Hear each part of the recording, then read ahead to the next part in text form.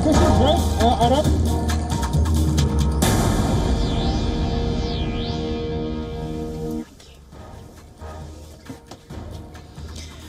Hello and welcome to WION's live broadcast from Washington, D.C. I'm Kate Fisher and these are the headlines.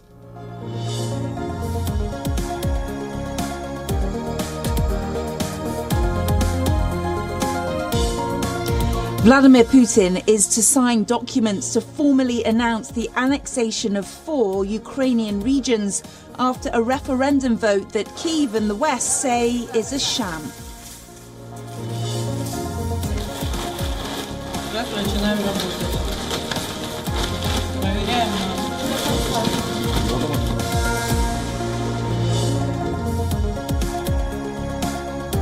European Union leaders are to meet to discuss sabotage on the Nord Stream gas pipelines as Swedish coastguards detect a 4th leak.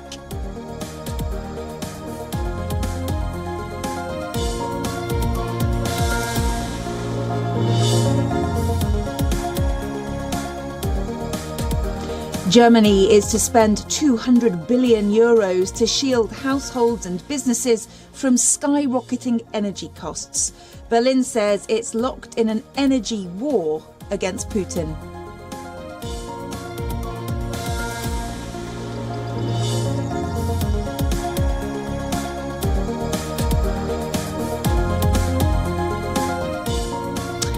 Seoul says North Korea has fired an unidentified ballistic missile, the 3rd launch in less than a week, which comes just hours after US Vice President Kamala Harris left South Korea.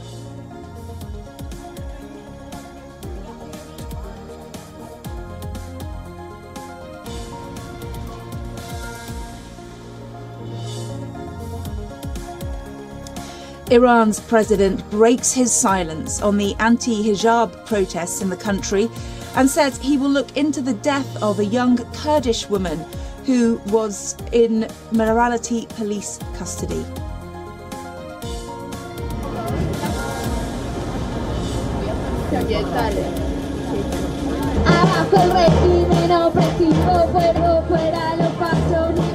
مثل جمهوری اسلامی امنیت جان و مال مردمه.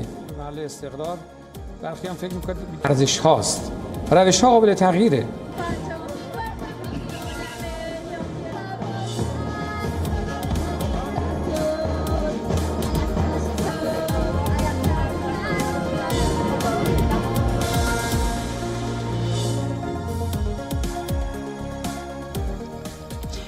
Sweden's Coast Guard has discovered a 4th gas leak in the damaged Nord Stream pipelines. The unexplained leaks are in Sweden's and Denmark's exclusive economic zones. The pipelines carry gas from Russia to Europe through the Baltic Sea.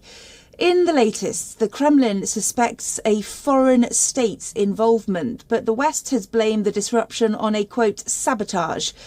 NATO and the European Union have warned of the need to protect critical infrastructure. Finland says it will watch its waters very closely after the leak, and the country is also considering building a fence on its border with Russia. Denmark has called the attack on pipelines intentional. Russia and European partners have spent billions of dollars in building the pipelines. Lately, they were not operational because Russia had slashed gas deliveries after Western sanctions. Well, for more on this, we can go to Oleg Savitsky, who's a campaign manager of Razom We Stand NDO and an energy and climate expert. He's joining us live from Kiev. Thanks so much for joining us. Can you explain just how vulnerable these pipelines are?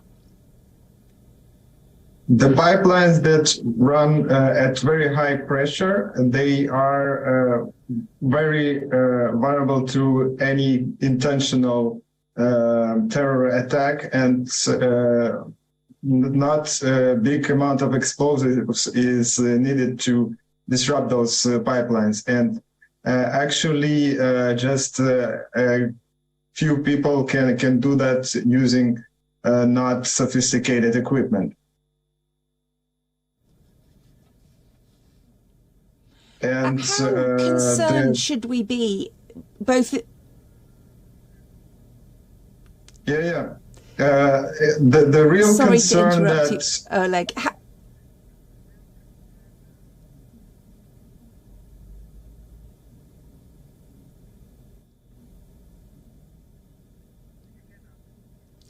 How concerned should we be both environmentally and for energy supplies? yes, this act of terror is both a grave threat to climate and also to the energy security, as this is a critical infrastructure which is being destroyed intentionally, and the gas that escaped from Nord Stream 2 pipelines is equivalent to more than 5 million cars running on US roads for a year. So this is a huge climate impact because of the methane leak.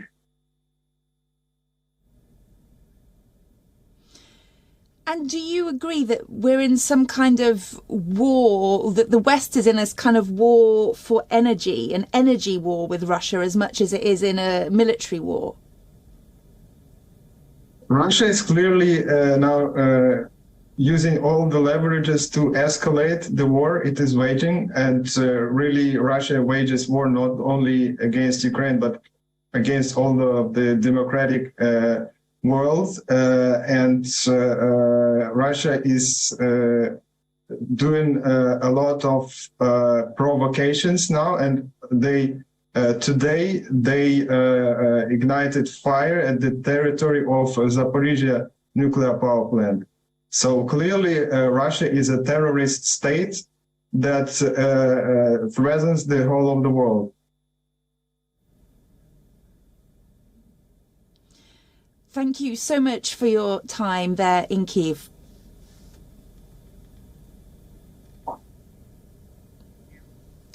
On the last leg of her Asia tour, US Vice President Kamala Harris held bilateral talks with South Korean President Yoon Suk-yeol today.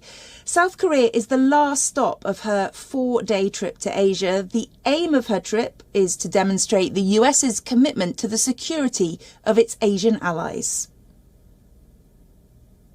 For the work that you continue to do to build on the relationship and the enduring relationship between the United States and the Republic of Korea. For 7 decades, the alliance between the United States and the Republic of Korea has been a linchpin of security and prosperity on the Korean Peninsula and in the Indo-Pacific and throughout the globe.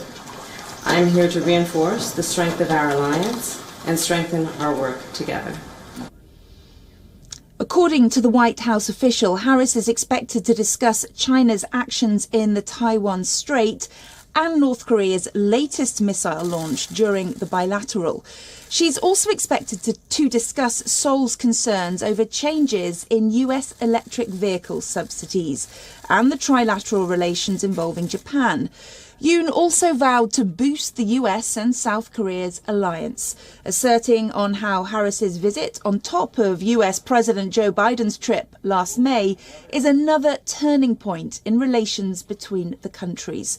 The US Vice President's trip to South Korea from Japan is her first visit to the country as the Vice President of the US.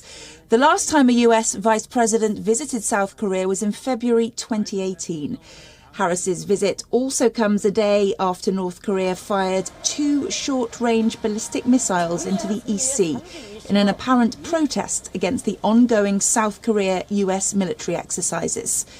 In recent weeks, the White House has struggled to engage North Korean leader Kim Jong-un on talks over his country's nuclear program.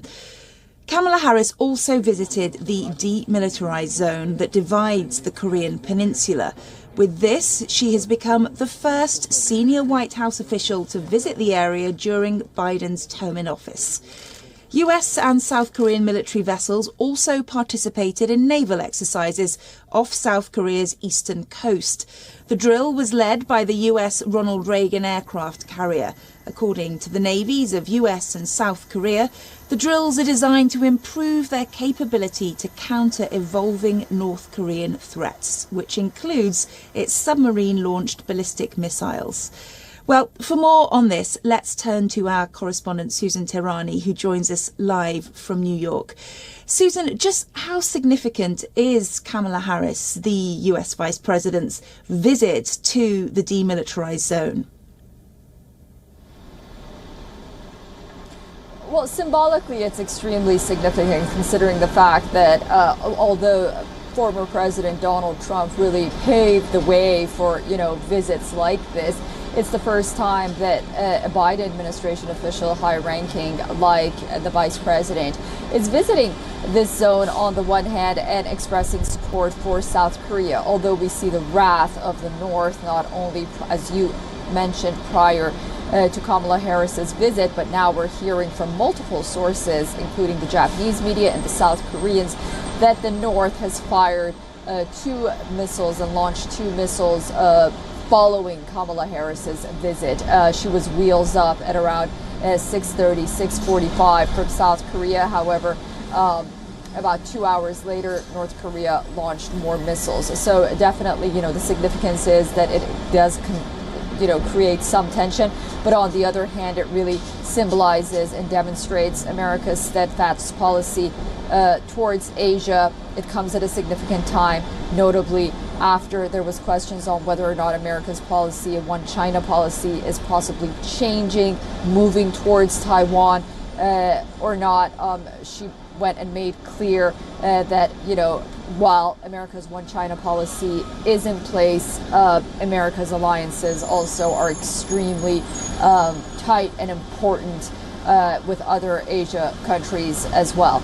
So, significant in many ways in terms of trade in Japan, in South Korea as well, with the electric car issue. Hopefully the South Koreans got some reassurances. This electric car issue has been a sticking point. But also, just geostrategically, it was very important as well. How effective it will be, we'll have to wait and see. Susan Tehrani in New York, thanks so much for your time.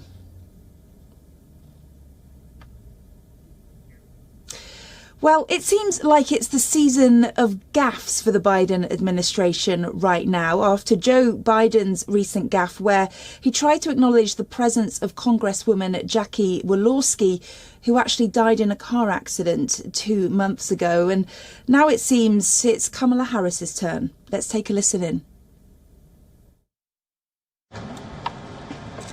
So the United States shares a very important relationship, which is an alliance with the Republic of North Korea,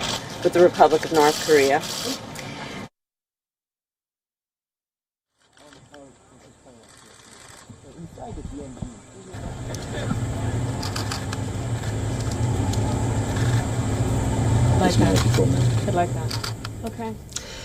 Well, Taiwan's Ministry of Defense has said that it has tracked 31 Chinese aircraft and 4 ships around the island. This as tensions between China and Taiwan continue to simmer. The ministry said they tracked 6 fighter jets as they crossed the median line of the Taiwan Strait, while 1 anti-submarine plane and 3 drones intruded into the southwest corner of Taiwan's air defense identification zone. Taiwan has asked the combat air patrols, Navy ships and air defense missile systems to monitor Chinese activities. They've tasked them with responding to such activities and to issue radio warnings as well. The latest incursions come as former US Secretary of State Mike Pompeo is visiting Taiwan for the 2nd time this year. He's publicly expressed support for Taiwan. He's also called on US businesses to reduce their reliance on China. China's escalated its activity around Taiwan since US House Speaker Nancy Pelosi's visit on the 2nd of August 2022. Economically, they have waged a war. An economic war on America for decades.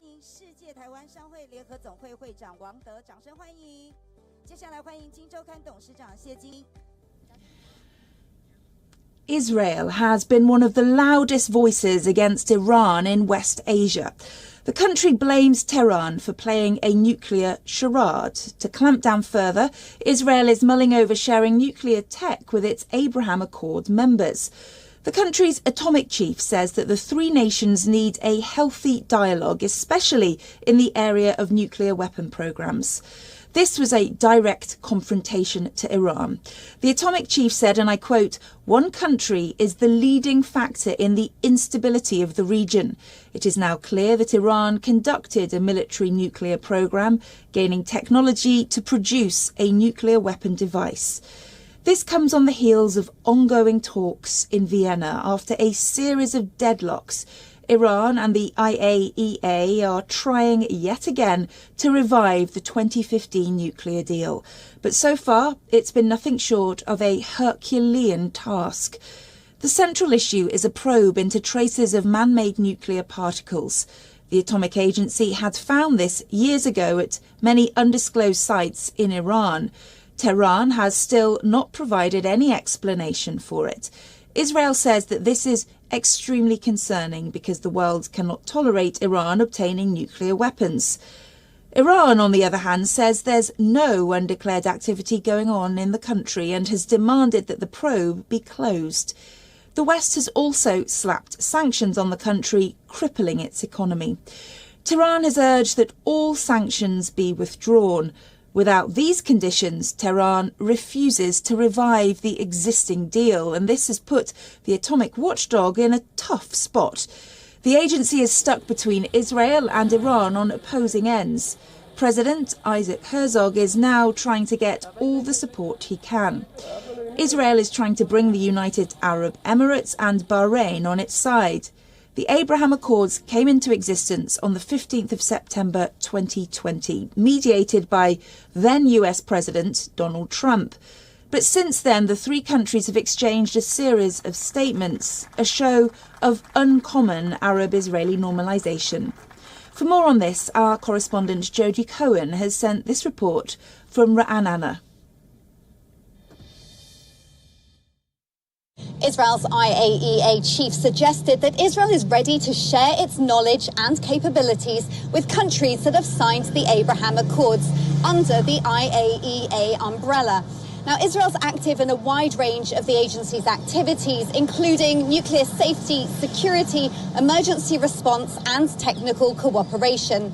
Now, some commentators are speculating if this is a hint towards potential nuclear proliferation and suggest that Israel and Abraham Accord signatories might want to raise this issue if any future nuclear deal with Iran doesn't turn out to be the longer, stronger deal that was promised. This is Jodie Cohen for WION World is One. One of the most powerful storms in US history has barreled into Florida's southwest coast with sustained winds of 150 miles per hour. Hurricane Ian, which made landfall in Florida as a Category 4 storm, has now weakened to a Category 1 storm, with maximum sustained winds now down to 90 miles per hour. Ian made landfall at the island of Cayo Costa at around 4 p.m. local time on Wednesday. It swept into Florida's Gulf Coast with torrential rains, unleashing howling winds and a treacherous surge of ocean surf.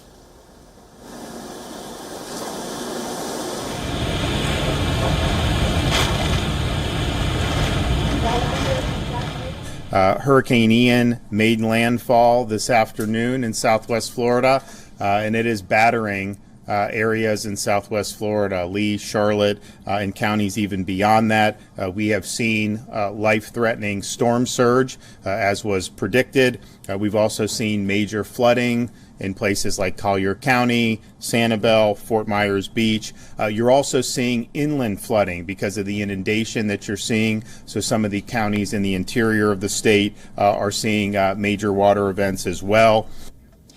The National Hurricane Center has warned of life-threatening storm surge, catastrophic winds and flooding in the Florida Peninsula. More than 2 million people have been put under evacuation orders, and according to reports, almost 2 million people have been left without power in Florida. Aside from this, a boat carrying migrants also sank just hours before Hurricane Ian made landfall in Florida. According to the US Border Patrol, at least 23 people are missing after the Cuban boat sank off the Florida coast. While the hurricane is weakening, it is still bringing widespread dangerous weather impacts across the state.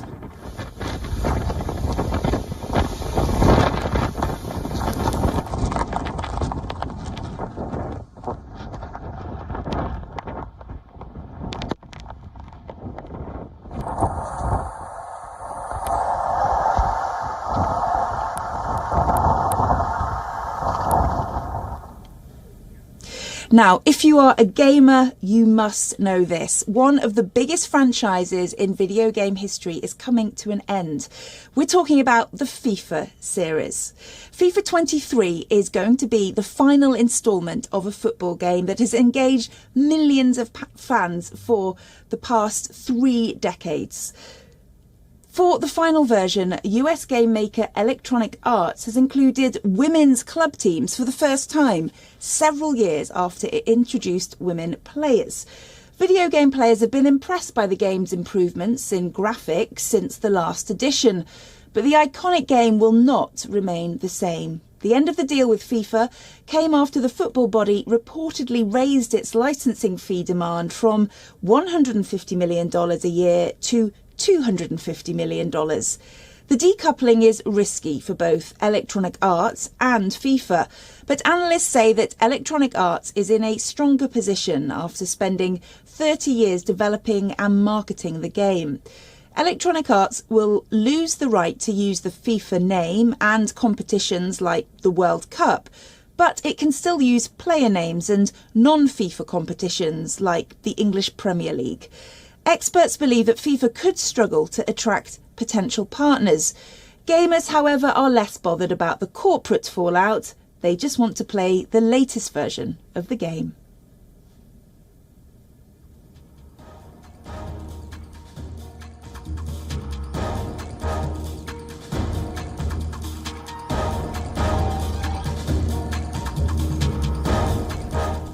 Coolio, who won a Grammy for Best Solo Rap Performance for Gangsta's Paradise, has passed away.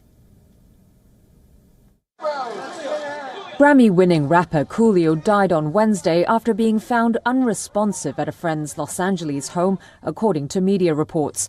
He was 59. Coolio, born artist Leon Ivey Jr., was best known for his 1995 single Gangsta's Paradise from an album of the same name.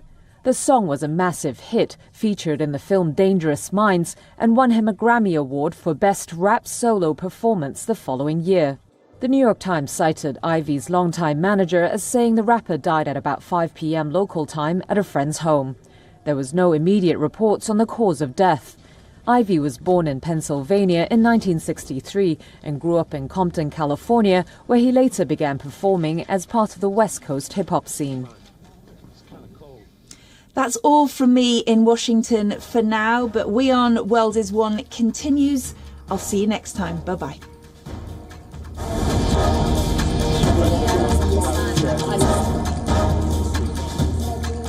This is right, Arab.